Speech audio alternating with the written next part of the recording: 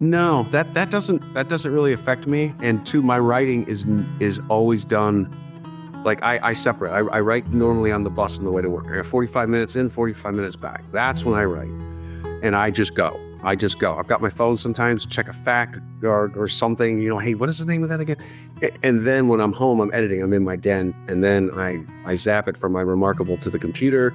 I fix all the typos from my sloppy writing on the bus, and then I finish up and add in little highlights there. So I think because I've already mentally and physically written and mapped it, that I think all the things I've ever read have all influenced me, but I don't think a specific instance would affect it anymore.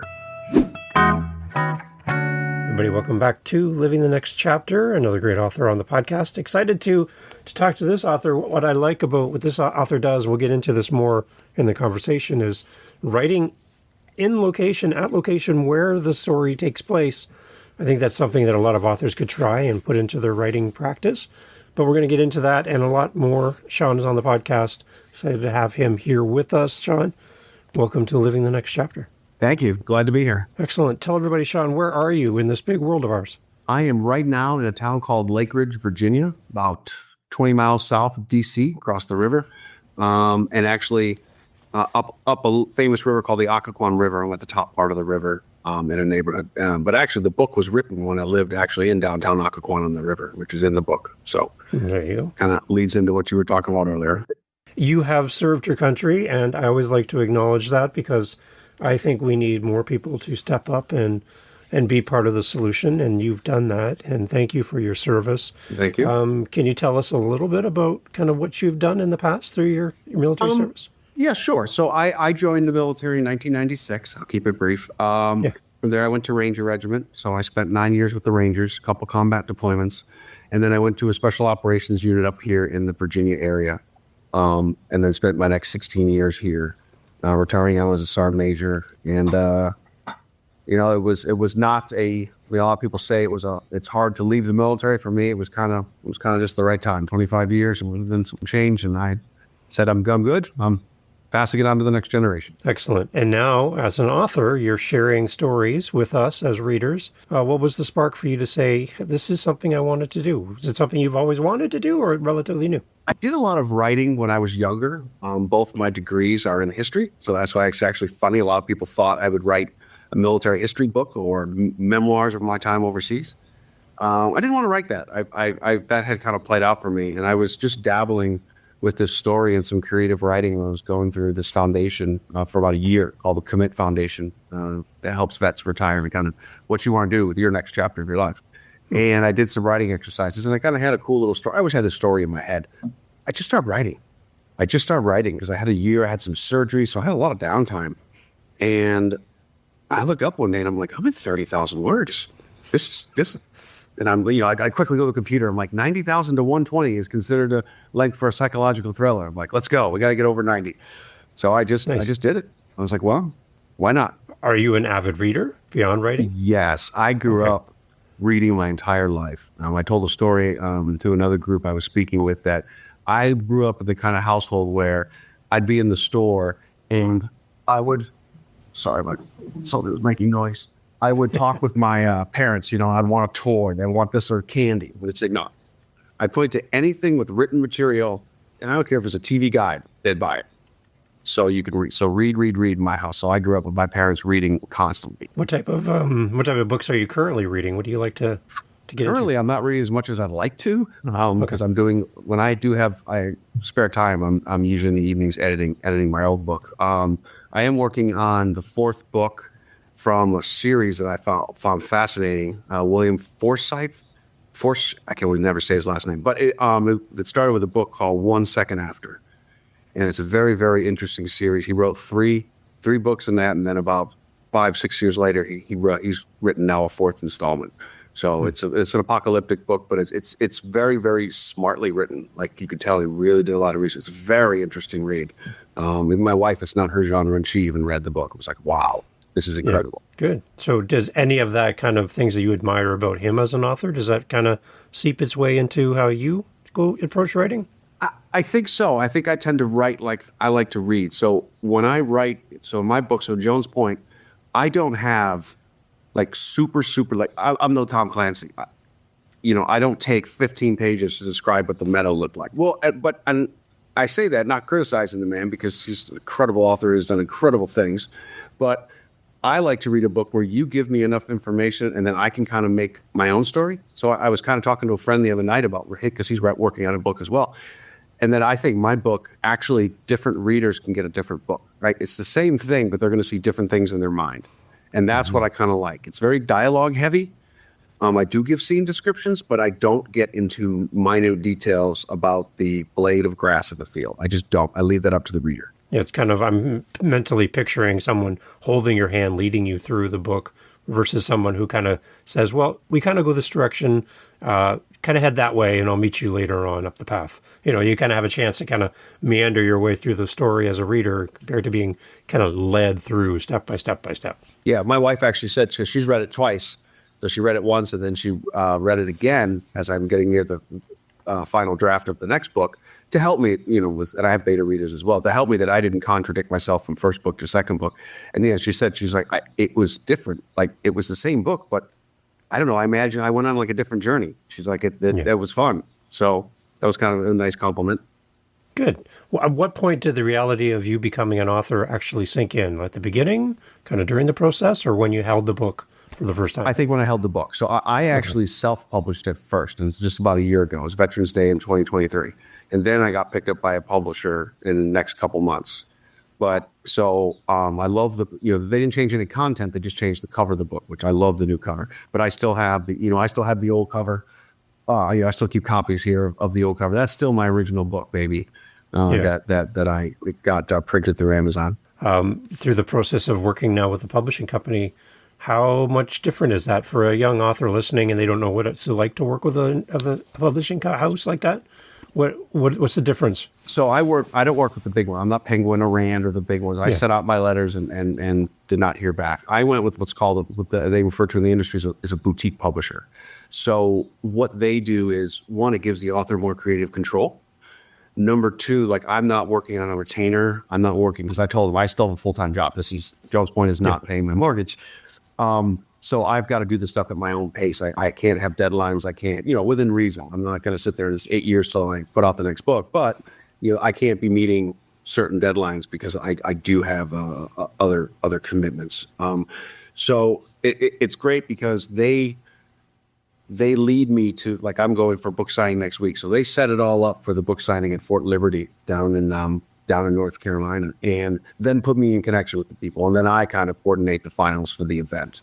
I bought the books, I'll sell the books, that kind of stuff. They manage the online sales and the sales through Amazon, Barnes and Noble, but I handle the personal events. What's it like to be out at a personal event, talking to readers in person, face to face? It's actually fun. It's a lot of fun. I did an event in Chicago this past September called Printers Row. It's like one big, huge book fair.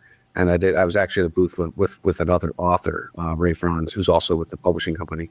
And it was fun because we met a lot of people. I'm actually talking with two up-and-coming authors now as they're working through the process. And, hey, will I beta read for them, or will I help them, navigate some things? Again, I don't have all the answers, but I'm more than willing to give the time. And, hey, if I can help somebody get over a hurdle, that I stumbled across, well, hey, jump this one. Don't stumble here. So maybe let's share with the authors listening, Sean, like what is maybe one of those hurdles that you struggled with at the beginning? So in the beginning, what I struggled with was getting, so I hired an editing service and I did not do enough research, and I'm not totally dogging them, but the first couple drafts were not good. A lot of spelling errors, a lot of typeset errors, a lot of errors. And I thought to myself, I'm putting a lot of energy and money into this. I probably should have reached out, because I know a couple other guys who self-published, and maybe talked to them on some of the ways they went. On the flip side, I got great logos from them. They helped set up my website. So there was positives, but there's certain things too. Like I set up my website with them, but then when I went with a publisher, right, relationship was severed, no contract. But then moving my website over to my own server, I lost things. I lost email links. I lost a lot of things. So that was one of the things. I probably should have got a website designer outside of them and held my own website credentials instead of somebody managing it for me initially. Yeah, that's a good point, because I think a lot of people don't know what they don't know. They go down a path, and then they're kind of rebuilding their community or their website or their connections. Yeah, that can be a little dangerous. That's a good point. What was the original idea around Jones Point? Where did the idea come to write this thing? Probably because of all my I have two daughters. I was about to say young, but they're in their 20s now. And I always kind of had that image when I was away overseas that I was not home watching over them. And I also, in a lot of war game scenarios with the military, we would always talk about, what would happen if there was, so outside the scope of Jones Point, but what would happen if there was attacks in the homeland? How would soldiers want to go overseas and deployed if their families are vulnerable at home? So that's kind of where the impetus started, that with the kidnappings of small children. He was not that he could have done anything anyway, but he was, across the sea in a war instead of home, making sure his little girl was safe. Yeah, because you have your commitment to where you're being stationed, when you have a job to do, but your whole heart is at home still. Correct. That tearing apart of the two worlds that you're in. I can't imagine having to be focused on one thing while worried about something happening at home. Yeah, exactly. And that's what I tried to capture in this book. And that's kind of the whole theme of it, if you would. Right. Kind of take us through some of the main characters in the book. Introduce us to them. So I will say the book is kind of a three-part with regret, redemption, and revenge. So it's the regret of Dane Cooper, the guilt he feels. He's a special operations soldier overseas where his daughter's kidnapped. Kind of the redemption. Then his life falls apart. His life is completely in the toilet until he is actually recruited by a group of like-minded parents.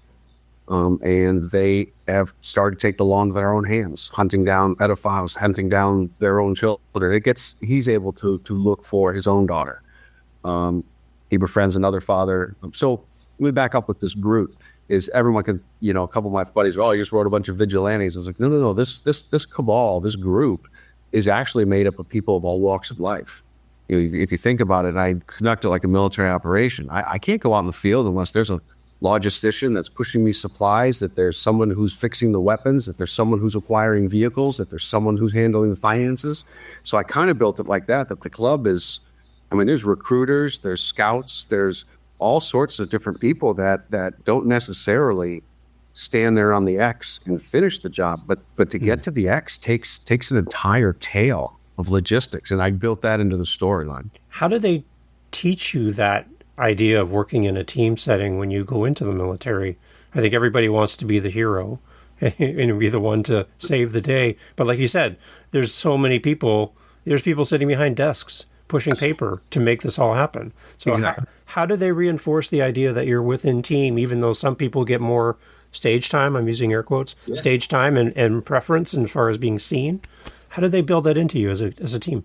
I think it's because they break. I really think it's the basic training process in the military. That's what they do, is they break down the individual and build you back up as a team. You learn that right away.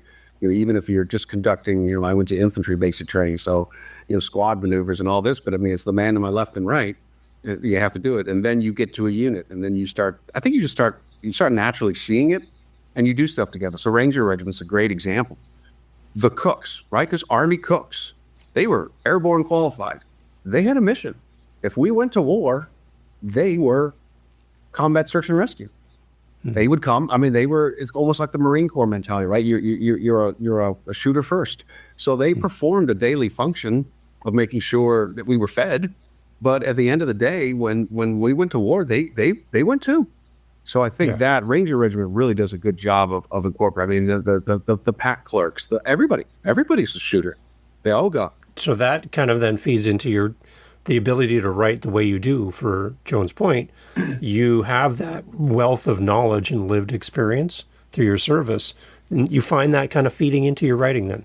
Yes. Because I look at Dane and then his another partner, Sam Turner. They're pretty much the main ones who do a lot of the finishes.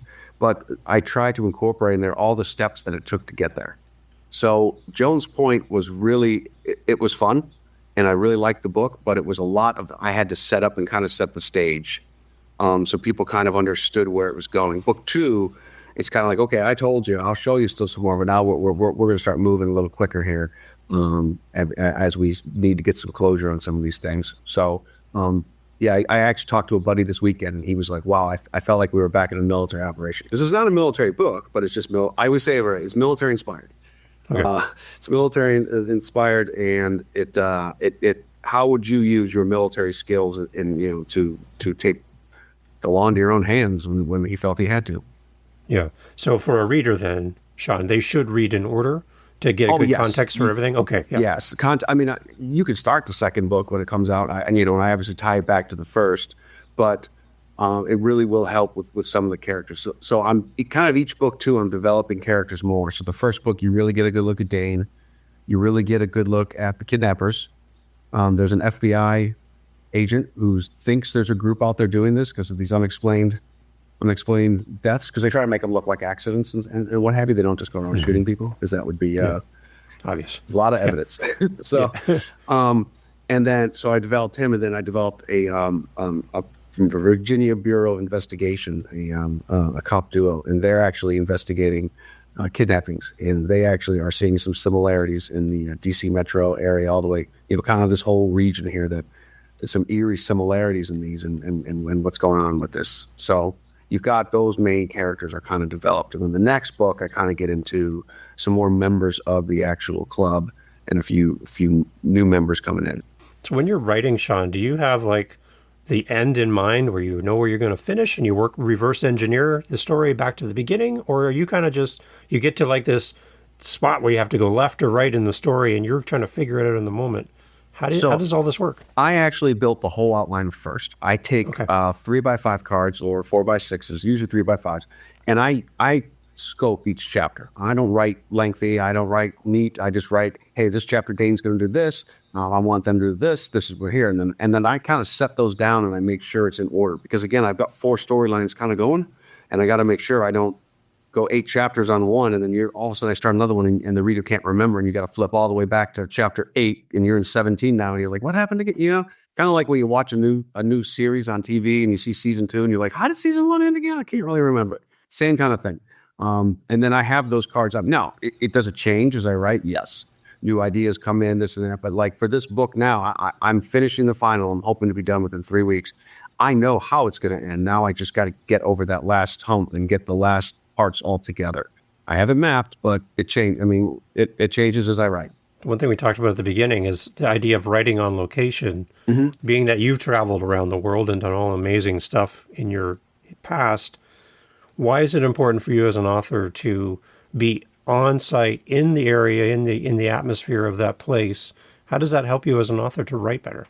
Because I feel that since I'm using that location, I need to have authenticity in that location, that's going to connect with readers. Again, I was talking to another gentleman the other day, and he's from Maryland, and we were talking about Jones Point, and it's kind of a vanilla sounding name. I said, but when you read the book, you'll see, because Jones Point is a pivotal chapter in the book. And he's like, Jones Point. He goes, are you talking about that lighthouse underneath the Woodrow Wilson Bridge? I was like, yeah. He's like, oh my God, I got to read that. I used to go there as a kid all the time. And I did. I walked the park. I took pictures. My friend, the photographer, Rob Mackey, she came in town to visit, and she did all the pictures for the lighthouse. And we were down there, and I walked to the entire grounds of where everything was going to happen, and so that I could describe it. And again, a lot of these locations, I've been to all of them, except there's a small scene in Pennsylvania but it was not a permanent location. It's just I needed an empty field somewhere. But everywhere else I've been, so I wanted to make sure. And even that, every now and then, the wife would be like, hey, what are we doing this weekend? I'm like, well, we're going up to this park because I need to go through here, and I need to drive this route from, Arlington up over to Roslyn. I got to make sure the timing is correct when I describe it, and in the book the turns are correct, that there's nothing has changed. Yeah. The next book I have a scene in Savannah where I used to live. Wife and I took a trip, and she'd never seen it, so I was like, hey, we're going to Florida. Let's stop in Savannah. I needed to walk around, and some things had changed. I actually had 2 locations that buildings were demolished and something different was built. And I was like, okay, glad I came and checked, because that would have been inaccurate. And I don't want someone, calling me lazy. Yeah. So when you're standing there in that location, do you actually visualize the scene happening in front of you? Yes. Okay. Wow. Yes. Completely. Wow. Completely. Yep. I walked because the scene in the next book is actually goes down the Savannah River from the port down to the fort. And we actually walked around town. I couldn't get in the port. I could have probably tried, but I could see enough that I could describe it. And then we walked down the riverfront, and then we drove out to the fort where a boat ends up. And then we actually walked the grounds. And it was cool to tour anyway. But then we walked around the old fort down there, so I could describe it accurately. Yeah, it's like I'm visualizing from as you're talking, standing underneath like a roadway or a bridge. How loud is the traffic above you as the cars go by? Can I have a conversation without yelling? I can't whisper in that environment because of the noise of what's around me. You wouldn't know that sitting at a computer screen in your house. You got to go there and kind of stand there and go, wow, it is loud here. That means the story could develop in this way, possibly. You're right. I always chuckle when you see, like in the movies, there people are on military helicopters and they're talking. I'm like, you can't hear a thing.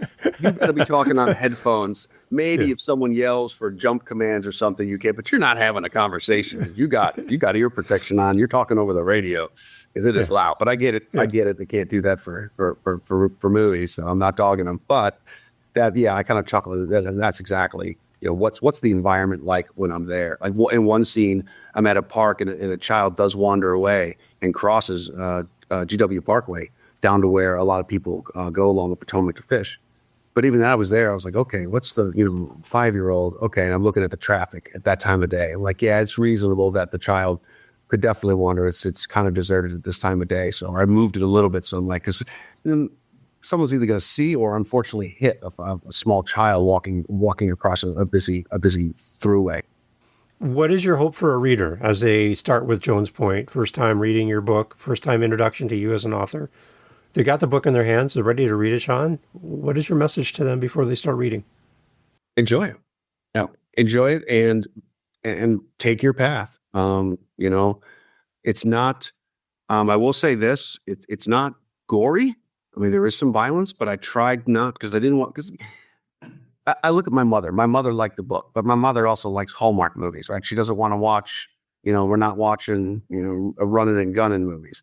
But she even said that the violence was tame. And I'm also very delicately around the abduction of children. I didn't get into graphic details. That's not the intent. There was not. I don't want to glorify it, and I certainly don't want to try to make profit off of describing horrible things that happen in society.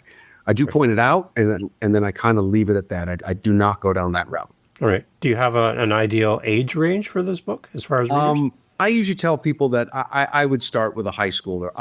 And that's just me personally as a parent. That if a parent feels that their middle schooler understands these issues and can handle them, I see no reason. But again, that's not really my decision to make. If anyone asked me, I would say high schooler. That they should have then kind of the wherewithal and the understanding of what's going on in society to mentally grasp. Because again, I don't go into detail, but it is a small child snatched off the streets into a van and never seen again. That can be a very difficult issue if someone's not mature enough. Yeah. As a writer, do you write in words or do you write in images? How so? I'm thinking like visual. You're seeing the video, the movie of it in your mind, and you're capturing the words, or are you like all words all the way through? Little bit of. God, I never really thought about it that way. I guess I am actually imagining it as I'm writing it. I am. Yeah, and probably more so the points where I have more familiarity with an area. So like in this next book, I described a hotel overseas. The next book does pop overseas for a little bit. And I described the hotel, and I know it because I've stayed there. So I fictionalized it, but when I'm describing it, I'm imagining myself the time that I was walking there, and I know that hotel, and I remember staying there. And when I describe, some information about it, and the pool deck, and going out and where you can see the ocean, I stood there. I can remember it. So I am visualizing it for some of those things. That's just interesting from a reader's perspective to know how you wrote the book. I think gives us more insight when we're reading to kind of know what was going on in your mind as you wrote it. I think it translates to the reader, I think, in some cases. Yeah, I guess it's just something I never really thought about, but I'm going back through my examples of me writing, and I'm like, yeah, I actually am, I'm walking down the hallways of the FBI, and I am actually describing what I'm seeing. So, yeah. There you go. I love that. That's good. That's the kind of books I love to read. So that's why I'm kind of pulling at these Yeah, strings no, to I see love it. how this works. Yeah, it's good. So how many books total do you think are going to be in the series? I envision this series to be a 3-part series. Okay. With the, with the fourth and fifth year option. I say that because I don't want to become one of those writers that people go, oh Jesus, the 19th Dan Cooper movie. What's he gonna do now? Fight aliens on the on the moon? So I don't want to do that. But at the same time, I've already got more story to tell. So I'm looking at either continuing the series or doing some spin-offs. So like I mentioned earlier, Sam Turner. Well, this whole story is how Dane gets part of the club and the club's doing things. What's maybe a standalone book? What's Sam's story? How did he end up coming to the club? What's the president of a club? I allude to it in the second book. I give you a chapter on the background of how it was formed, but I could write an entire book on that. I mean, it's kind of an interesting story. So kind of just tossing those ideas. Right now, I'm just trying not to get ahead of myself and get the 3 and see where we go. Yeah, again, the reason I'm kind of leading the witness with that question is for the readers that love you, they're like, oh, I can't wait for the next one. They're like, oh, I hope there's another one, right? So I'm kind of like, well, for the sake of us as readers, I'm like, well, here's what you can anticipate maybe coming down the road. There will be That's good. 3. There will be 3. Okay, good. If Dane was able to walk into your room and sit down with you, drop his stuff on the desk in front of you, and you had 5-10 minutes with Dane, and you could ask him anything that you don't know the answer to as the author, is there anything that you don't know about your character that makes you go, I never really thought about this about your story that I don't know? I'd be nervous. I'd be nervous as hell if it came in my house. Oh no, what I did? Wait a minute, you got the wrong guy. Yeah. No. I really wouldn't have much because I don't. It's funny. Again, I discussed this with my wife. This is not me, but it is me.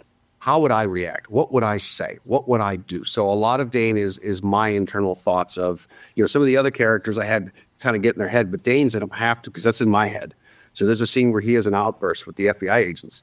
That's exactly what I would have done. I would have flipped out that they're just worthless and not doing anything. And then I'm tired of hearing you're running your mouth and you're not giving me any answers. You're giving me excuses. That was right as my reaction would have been. Right. It's the same thing too. There's a couple flashback scenes that they're obviously fictionalized, but those are real. Those are very, very real, but they're situations that have happened overseas and there's emotion in that. So the answer, quite frankly, is I haven't figured it out yet, but maybe I'd be surprised. Maybe he'd tell me something like, "Hey, knucklehead, stop making me do this." This is how I'd act. Maybe. Are there other characters within the book that are somewhat related to people that you've crossed paths with in your life? So, yes. So when I write, the other thing too is on those 3x5 cards, I make sure I start capturing the information about the characters so that I'm true to that character, right? So there's one of his buddies that he's on deployment with, and then he touched on and not in the book. But I described him. And then sometimes maybe I'll pick a movie character and I'll just write down, hey, a young Denzel Washington. That way I'm describing consistently with person. So and then I based again, I'm getting into the second book because I bring more characters in. A couple of the other kind of, I'll call them like mercenaries that kind of come in. I based them off some interesting people I've crossed in my lives who have done similar work as myself or other types of work. And I'm like, let me base it kind of on his kind of character and swagger and the way that guy held himself. When you're writing and you're deep in the period of time where you're actually creating the book, do you find yourself kind of staying away from like movies and television in that they might influence your story beyond what you want it to go down? Just all this stuff that comes at you, right? And you're like, oh, I like that. I'm going to add that to my book. No, that doesn't really affect me. And two, my writing is always done. Like I separate. I write normally on the bus on the way to work. I got 45 minutes in, 45 minutes back. That's when I write, and I just go. I've got my phone sometimes, check a fact or something. Hey, what is the name of that again? And then when I'm home, I'm editing. I'm in my den, and then I zap it from my Remarkable to the computer. I fix all the typos from my sloppy writing on the bus, and then I finish up and add in little highlights there. So I think because I've already mentally and physically written and mapped it, that I think all the things I've ever read have all influenced me, but I don't think a specific specific instance would affect it anymore. So if there's a future scene on a bus, that could be from you writing on the bus because you're in the moment, right? There is actually a scene on a bus in Jones Point, and I try to capture some current events as well. Again, I don't get political. That's not my intent, but there is a scene where there is commotion on a bus against an FBI agent, and kind of an anti-police kind of scuffle. And one of the characters is just verbally accosted, and that's not meant to jump on one side or the other. It's meant to say, hey, these things do happen. And by the way, when you take a public bus in D.C., you never know what's going to happen. It could be a wild ride. I'm not going to lie to you. Yeah. I take a commuter bus, so I don't usually hit it. But if I get a bus around town, woo, that's it. Out of the metro, it's it. You get some interesting characters, that's for sure.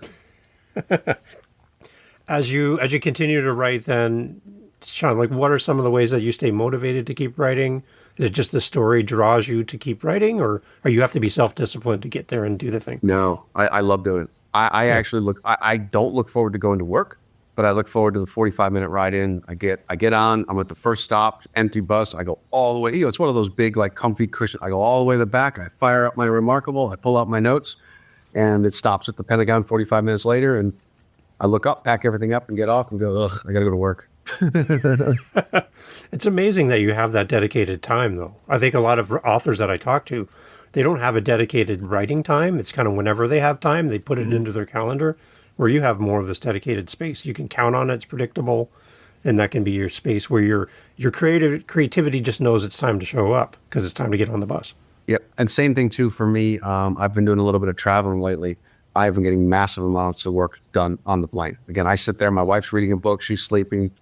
She wakes up, the plane lands, she looks over, she's like, what have you been doing for the last 4 hours? And I'm like, well, I just edited these 3 chapters. This second one's already framed. And she's like, did you do anything? I'm like, nope, book time. I don't like to fly anyway. So if that keeps my mind engaged in the book, I don't feel all the little bumps of the airplane. What kind of response have you had for Jones Point from readers so far? I've had a lot of positive, again, family and friends. So a lot of time, I've had a lot of people though that don't really know me and have really liked it. A lot of people say that they're waiting for the movie. That's what I'm picturing in my mind. That's why I was asking you if you're seeing video while you're writing, because This sounds like an amazing movie or Netflix series or something, just from the way you're talking about it. Yes, if they would like me to be an on-set, technical advisor, I'm all in. You wouldn't mind a kickback and some money as well? That'd be fine. Well, again, I always telling everybody, I don't need a private helicopter, but if I could pay my mortgage and live this lifestyle and just write, I would be. I'm 51. I did all my years of service. I'm tired. I like to write. I like my job, but if I can just stay in my jeans, a baseball cap, and T-shirt, and write all day. To talk a little bit about the men and women that serve our country and they're coming home looking for some identity now that their service is over. They're retired, they're out of the service, and that family atmosphere, that community atmosphere that they come home to that they don't have to the same degree. How does writing kind of fit the bill for you? How does that kind of fill in the cracks as you come home from service? I think it helps fill in the cracks too, because I can share it with everybody. I mean, my daughters are beta readers. My wife, my stepdaughter's beta. I mean, I got a lot of people that are involved in this with me. I have a lot of them are coming over this evening, and we're talking some stuff with the next book. And my son-in-law is always, he'll give me these ideas and, hey, how's it going here? And have you tried this social media platform? And have you looked at Substack? And I'm like, okay, hang on, buddy, hang on. I've only got so much time in the day. And also, I've got animals, and now I've got to get grandkids, and I've got to balance it. So that's something where the family is kind of coming together and helping me with some almost like I almost would say like social media, but getting word out. They're involved in the journey as well, and Amazing. Everyone's having fun with it. Awesome. So where do we go, Sean, to stay in touch with you and follow your journey as an author, keep track of the new releases in the future? Where do you want to send us? So there's 2 places. One is my website, which is author SeanHagerty.com, and that's got all the links to the book, and it's got some videos on there. I try to post upcoming events. Like I don't have the book signing next week on there. Sorry, I forgot that one. Either that or bluehandlepublishing.com, and you can go on there, and then I have an author page on there as well. Links to the book, They try to also keep current with posting upcoming events. And then, around social media, I'm author Sean Hagerty.com, author Sean Hagerty. So I post videos. I just got off a U.S. aircraft carrier last month for a work visit, but I still posted them around. I mean, it was just kind of cool videos of seeing me stand on an aircraft carrier with an F-18. It's amazing. I saw that. It was wow. It was surreal. That was cool. Yeah, we were close. I was like, really? Is this safe? Go across the safety line. I was like, ooh, I think that line's a little too close. But all right, I'll trust you. Yeah, I watched those videos. I'm like, holy crap. I don't know what I would do in that situation. And again, you're not going to hear each other talking in that situation, right? No. Actually, it's funny. So for some authenticity with that, you saw me wearing the muffs and everything. That jacket I had to wear. If you turn around, there's handles in the back of the jacket. So if someone's stepping somewhere wrong, you can't yell, oh, it's too noisy. But they say, if you ever feel somebody grabbing you, don't resist. They're grabbing your safety handle and pulling you because something's coming your way you don't see. There's a lot of moving parts. And you probably couldn't see, too. Everybody on that ship on the deck were wearing different colored uniforms for different colored jobs. Very interesting. I never knew that. In all my years in the service, I'd never been on a ship. I never seen the delicate dance and intricacy of launching and recovering aircraft. Wow. So that could eventually end up in a book, maybe? I don't know. Could. Never know. You never know. Maybe. If it is, and it was USS Nimitz. If I put that in the book, I will once again claim to the authenticity that I have been on location to and describe that's what it. I love about what you do. Right? I got pictures to help remind me. I love it. Sean, thank you so much for doing this. I would love, as new books come out, and if we can make it happen, I'd love for you to come back and keep us up to date on your journey as an author. No, that'd be great. I really appreciate your time and helping me reach out to the readers and the audience, and hopefully they'll enjoy. And yeah, definitely let's stay in touch. And book number 2, I'm hoping to have out by. I'm shooting for D-Day, June 6th, 2025 for next book, which will be called tentatively be called. And I love how you've themed and timed them around celebrating our veterans. That's so important for us. So that's very, very outstanding and nice of you to think of. That's the good release dates. I think that's very smart. I like that. Yeah. Excellent. Everybody, all information for Sean, as always, in the show notes. Please go and support him by buying Jones Point and buying extra copies and sending them to your friends and family as well. You're going to leave amazing reviews.